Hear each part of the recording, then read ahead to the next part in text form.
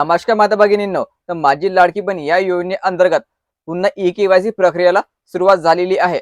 पण ही प्रक्रिया फक्त ज्या मुलांचे ऑप्शन चुकलेले होते, म्हणजे ज्यांची ई-के-वाय-सी चुकलेली होती, त्यांच्यासाठीच सुरू करण्यात आलेली आहे. ज्यांची ई-के-वाय-सी तांत्रिक कारणामुळे राहिलेली होती, त्यांच्यासाठी कुठल्याही प्रकारची सुविधा उपलब्ध या ठिकाणी करून देण्यात आलेली नाहीये सध्या तरी. ना अंगणवाडी सेविकेमार्फत ते आपली ई-के-वाय-सी पूर्ण करू शकतात, ना ऑनलाईन पद्धतीने आपली ई-के-वाय-सी ते पूर्ण करू शकतात. तर आता ज्या मुलांची आपली ई-के-वाय-सी चुकलेली होती, ऑप्शन चुकलेले होते, त्यांना या ठिकाणी आता पुन्हा ई-के-वाय-सी करावी लागणार आहे आणि ची अंतिम तारीख असणार आहे 31 मार्च. आता जर तुम्ही ई-के-वाय-सी करताना चुकले, तर तुमची योजना या ठिकाणी 100% पूर्णपणे बंद होणार आहे. तर तुम्ही आता कितीही आंदोलन करा, काही करा, पुन्हा तुमची ई-के-वाय-सी प्रक्रिया आता सुरू करणार नाही. तुम्हाला आता शेवटची संधी दिलेली आहे आपली ई-के-वाय-सी दुरुस्त करण्यासाठी. तर आता हे ऑप्शन तुम्हाला कशाप्रकारे निवडावं लागेल, तर तुम्ही आता आपली ई-के-वाय-सी पुन्हा कशाप्रकारे करू शकता, याबाबतची सविस्तर माहिती आपण या व्हिडिओमध्ये पाहणार आहोत. व्हिडिओ शेवटपर्यंत पाहायचा आणि चॅनलवर पहिल्यांदा आले असेल चॅनलला सबस्क्राईब करा.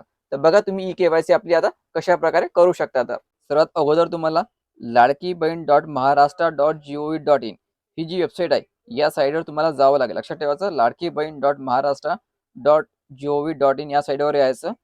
नंतर या ठिकाणी तुम्हाला तर ही ई-के-वाय-सी ची संधी फक्त ज्या लाभार्थ्यांना आहे, ज्यांच्याकडून ई-के-वाय-सी करताना चुकीचे पर्याय निवडले होते. म्हणजे तुम्हाला फक्त या ठिकाणी पर्याय दुरुस्ती करण्यासाठी लिंक उपलब्ध करून देण्यात आलेली आहे. पोर्टल सुरू करण्यात आलेलं आहे. तर यावर तुम्हाला क्लिक करावं लागेल. लाभार्थी आधार क्रमांक, तर आधार क्रमांक तुम्हाला या ठिकाणी टाकावा लागेल. ठीक आहे. आधार क्रमांक या ठिकाणी टाकायचा. हा जो कॅप्चा आहे, ह्या कॅप्चा तुम्हाला या ठिकाणी टाकावा लागेल. ठीक आहे. व्यवस्थित कॅप्चा टाकायचा आणि आधार क्रमांक व्यवस्थित टाकायचा.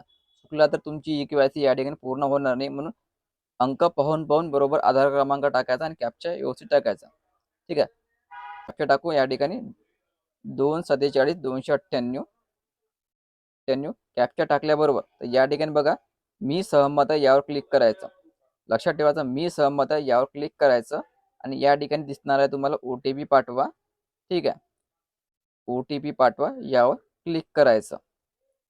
तर बघा तुमच्यासाठी जर हा पर्याय उपलब्ध नसेल तर असं लिहून येईल, हा आधार क्रमांक ई-के-वाय-सी दुरुस्तीची यादीत नाही आहे. तर तुमची जर ई-के-वाय-सी चुकली नसेल तर तुम्हाला अशा प्रकारचं ऑप्शन उपलब्ध होणार आहे. तर बघा ज्यांची ई-के-वाय-सी चुकलेली आहे त्यांना पुढे काय करावं लागेल, तर तुम्हाला एक ओ-टी-पी येणार आहे. तर तुम्हाला ओ-टी-पी आला, या ठिकाणी तुम्हाला ओ-टी-पी टाकावा लागेल. ठीक आहे. ओ-टी-पी टाका, सांग की ओ-टी-पी तुमच्या मोबाईलवर येणार आहे आणि या ठिकाणी सबमिट करा यावर क्लिक करावं लागेल. ठीक आहे. सबमिट केल्याबरोबर अशा प्रकारचं ऑप्शन दिसणार आहे. ठीक आहे. ए आणि बी तर या दोन्ही ठिकाणी तुम्हाला नाही करावे लागणार आहे. ठीक आहे. दोन्ही ठिकाणी नाही करायचं. माझ्या कुटुंबातील सदस्य नियमित किंवा कायम कर्मचारी म्हणून सरकारी विभाग किंवा उपक्रम किंवा मंडळ किंवा भारत सरकार किंवा राज्य सरकारच्या स्थानिक संस्थेमध्ये कार्यरत नाही. नंबर बी बघा, माझ्या कुटुंबातील सदस्य नियमित किंवा कायम कर्मचारी म्हणून सरकारी विभाग किंवा उपक्रम किंवा मंडळ किंवा भारत सरकार किंवा राज्य सरकारच्या स्थानिक संस्थेमधून निवृत्ती वेतन घेत नाही. ठीक आहे. तुम्हाला या दोन्ही ठिकाणी नाही करावे लागणार आहे. आणि नाही केल्यानंतर या ठिकाणी टिक मार्क करायची आणि टिक मार्क केल्याबरोबर सबमिट करा यावर क्लिक करायचं. दोन्ही ठिकाणी मित्रांनो या ठिकाणी नाही करायचं. तुम्ही जर ई-के-वाय-सी पद्धतीचा व्हिडिओ पाहिला असेल, त्या ठिकाणी दोन्ही ठिकाणी होय होतं.